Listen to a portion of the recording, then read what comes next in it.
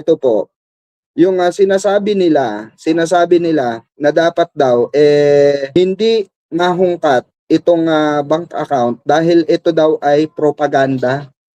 Tama ba 'yon, mga kababayan? Paano magiging propaganda or paano magiging political itong usapin ng confidential fund or mga pumapasok sa kanyang pera sa kanyang bank account na di umano ay galing mismo sa mga drug lord, 'di ba? During that time, okay? During that time nung si Digong ay iniimbestigahan, 'di ba? Sa ano, sa tawag dito, sa Senate at sa ano po, no, sa Congress, 'di ba? Ang sinabi ni former Senator Sonny Trillanes, no? Meron siyang ebidensya at 'yun po ay nakita natin kung magkano bilyon-bilyong piso na pumapasok galing sa mga drug lords. Kaya nga mismo si Digong ay hindi makapagsalita, hindi makapirma ng waiver para mabuksan ang kanilang bank account. Okay? 'Di ba? Kagaya nitong sa SALN nila na questionable. Bakit hindi nila kayang ibigay yung kabuuan ng SALN nila? Oh, ng yaman ng mga Duterte. Bakit po? Kasi ang ang pakilala po nila, mga kababayan, is mahirap sila. Mahirap sila. Natutulog si Digong sa may kulambo. Tama, mali.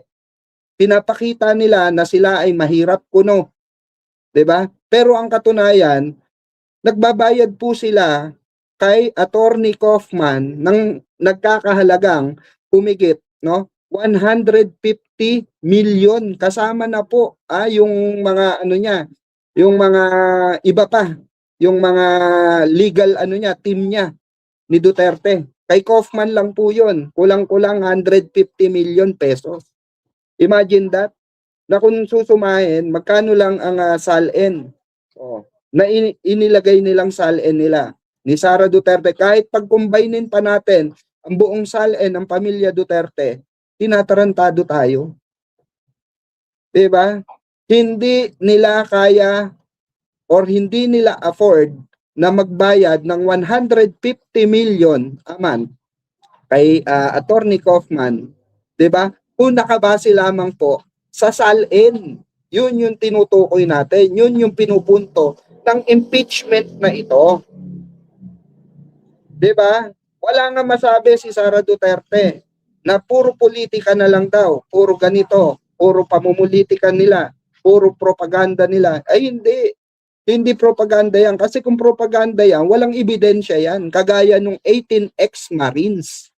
Yun ang totoong propaganda. 'Di ba, mga kababayan? Bakit? Walang ebidensya eh. Walang mailatag. Ultimo nga picture na nag-deliver sila, kahit pirma na lang, na nag-deliver sila or na-receive ni Senator Sonny Trillanes or staff ni Senator Sonny Trillanes or staff ni PBBM, wala, kahit picture man lang. Pero meron sila, take note, meron silang picture ng mga pera, ng mga maleta, okay, ng mga ICC. 'Di ba? During nung panahon ni Digong. Panahon ni Digong 'yon. Nandun pa rin lang, yun nga yung sinasabi natin. Pagka kayo, ako sa kayo, nandun rin lang kayo, maglatag na kayo ng ebidensya. Tapos ngayon, 16 na lang. 16 na lang ang bumalik sa NBI. Asa na yung dalawa? 'Di ba? Parang pabawas ng pabawas yan tapos gusto pa nilang humingi ng kopya ng affidavit nung 16 na yon. 'Di ba? Hindi pinayagan ng NBI kasi baka ma-impluwensyahan. Yun yung sinasabi natin. Pero dito sa kaso kasi ni Sara Duterte, dito sa impeachable offense niya, 'di ba? Merong mga po ito may mga grounds po ito. Meron pong mga yan, iba't ibang grounds yan at kailangan niyang patunayan yan na siya ay inosente. For example, ito na lang logic diyan simple logic. Alam mo sa sarili mo. For example, ako nakusaan niyo ako na ako ay bayaran, ako ay magnanakaw, ako ay pasahuran ng kung sinong Poncio Pilatong politiko. 'Di ba? Ako, papayag ako na pabuksan ang bank account ko kung ako ay binabayaran. Handa ako na babuksan ang aking kayamanan, 'di ba? Malaman ng buong mundo. Kasi alam ko sa sarili ko, wala akong gano'n, 'di ba? Kasi kung guilty ka at alam mo na may mabibisto sa iyo, never kang papayag. For example, ako, hindi ako papayag. Ba't ako papayag, mahuhuli ako? Ba't ako papayag, mabibisto ako diyan sa sarili kong patibong, 'di ba? O sa sarili kong desisyon. Gano'n 'yon. Eto kasi si Sara Duterte, nagpapakita lamang siya, 'di ba, na siya ay guilty kasi bakit? Ba't hindi ka papayag? 'Di ba? Ba't hindi ka papayag? Ano sabi nila? Karapatan nila 'yon. 'Di ba? Karapatan nila. Karapatan rin po ng sambayanang Pilipino malamang kung magnanakaw ka o hindi. 'Di ba? Karapatan ng taong bayan kung tinatarantado mo at winawaldas mo talaga ang pera ng kaban ng bayan. Supposed to be eto nga yung sinasabi natin kasama doon sa report ng COA, yung overprice ng tarantadang ito. Ano yun? Example na lang, yung motorsiklo na nagkakahalaga, isang motorsiklo na 1.3 million pesos. Putya, saan ka nakakita? Bibili ka ng isang Ducati o bibili ka ng isang big bike para sa Office of the Vice President. Saan mo gagamitin yung hayop na na yon? 'Di ba? Yung mga na yon. Motor na yan, ganong kalaki. Na CCTV worth 200 plus. Na supposed to be isang building na ma-occupied nun, mga kababayan. Dahil wala pong CCTV na nagkakahalaga ng 200,000 pesos mahigit. Itaga nyo sa bato yan. More or less, nakaimbento ang Japan or ang Amerika na pag dumaan ka sa CCTV na yon or sa camera na yon, kita na yung kalamnan mo. Kita na yung mga sakit mo sa katawan, 'di ba? Aba, ibang klase 'yon. Dinaig pang CT scan, 'di ba? Oo. Kasi grabe kailangan yan sagutin yun. Kailangan niya. Anong sagot niya? Pakinggan natin yung sagot niya. Kung paano siya sumagot dito. Kasi tumatanggi siya, mga kababayan na i-open ang kanyang bank account. 'Di ba? Tumatanggi po siya. Ito nga yung diskusyonan ngayon na kailangan mabuksan or else tama ang kamera. Kailangan maimbestigahan. Kaya nga iniimbestigahan kung tama o mali Ba't hindi pumayag? Hindi asenso bansa natin kung di natin susuportahan ng government natin. Correct. Ang dami kasi mga tanga diyan sa Pinas. Pilit nila pinapabaksak tapos kapag bumaksak tayo saka isisisi sa Pangulo. Correct. 'Di ba? Kumbaga, ito lang 'yun Kung sino ang politika kasi, kung yan inihalal ng taong bayan yan, tanggapin natin. Pero kung yan, merong pagkakasala sa bayan, tuligsain natin. 'Di ba? Ang Pangulo wala namang kasalanan sa bayan may betrayal ba? Wala. Si Sara Duterte ba nakitaan ng anomalya? Nakitaan. Yun yung pagkakaiba nun. Kaya kahit niluklok siya ng taong bayan, karapatan nating questionin siya. Ganun rin naman tayo kay Pangulo, di ba? Tinatanong rin natin, karapatan din nating questionin yung inuungkat sa kanyang mali-maleta na di umano dineliver sa kanya. Kaya nga, payag tayo na i-proceed kahit ang Pangulong Bongbong Marcos, payag. Para mapatunayan kung anong totoo. 'Di ba? Pero bakit sila ang natatakot? Bakit sila ang natatakot? Bakit pati ito si Sara Duterte takot na takot kay Madriaga? Sa lahat ng sa statement ni Madriaga, bakit takot na takot siya? Supposed to be kung malinis naman siya, bakit siya matatakot? 'Di ba? Kasi ang ating mahal na Pangulo, mga kababayan, open nga silang magbato ng impeachment Hinayaan nga ni Pangulong Bongbong Marcos nung naisumite nila yung impeachment complaint laban kay Pangulo, hiningan sila ng ebidensya doon sa complaint nila. Di ba hindi umattend? Hindi umattend, mga kababayan. Dalawang impeachment complaint yun. Hindi umattend. At dahil hinihingan nila ng ebidensya, kung meron silang mailalatag na ebidensya, mismo sila. Sinabi nila, wala silang ebidensya. Ano to, tulonggisan? Tarantaduhan, 'di ba? Kasi bakit? Kasi alam nila yung mindset ng mga matatandang Pilipino, yung mga bobotante kung tawagin. Yan, nakikinig lang yan sa eto lang ginagamit niyan, tenga lang.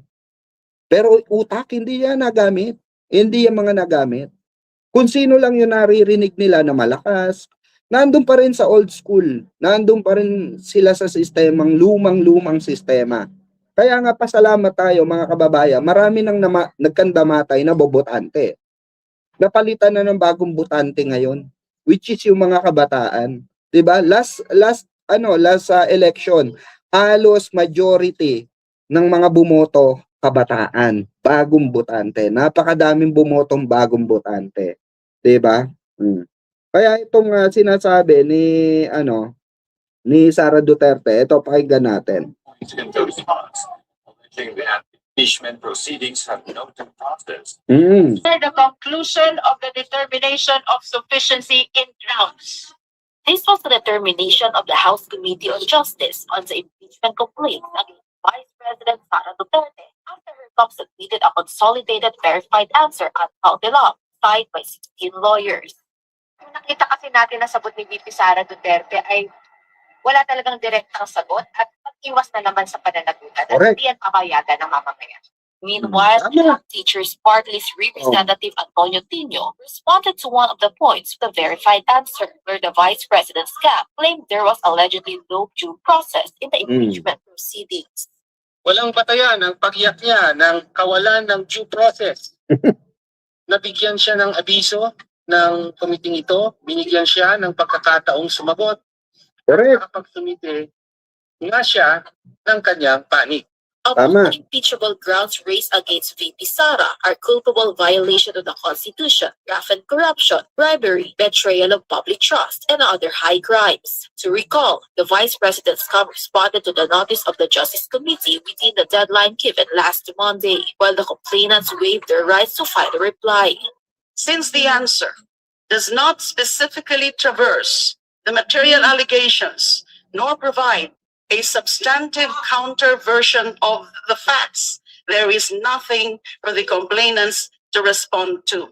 They led the committee to proceed directly to the determination of sufficiency in grounds. Representative Luis Ro announced the predetermined schedules for the hearing proper on March 25, April 14, 22, and 29. Despite the House going on recess next week, impeachment proceedings will continue in accordance with the authority granted by the House of Representatives to the Justice Committee. The respondent, Vice President Duterte, will be issued a notice to attend the hearing proper. Witnesses from both sides are also expected to appear, and the evidence will be presented for each ground. Yung po objections to the entry of appearance, no?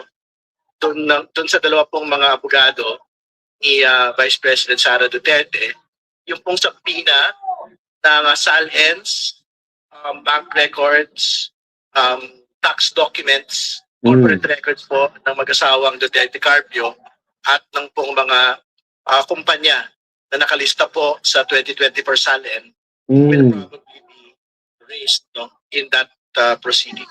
Correct. Luis Ro also said the committee will act on the first day of the hearing on the petition filed by Representative Chel Jokno for the transfer of custody of Ramil Madriaga and the issuance of subpoenas for key documents for impeachment proceedings. Yan yung kinakatakot niya. Possibility of the Vice President's camp seeking relief from the Supreme Court. That is her prerogative, and the only option we have is to continue on this impeachment proceeding for as long as there is no TRO yet, and for as long as there is no adverse declaration yet of the highest tribunal.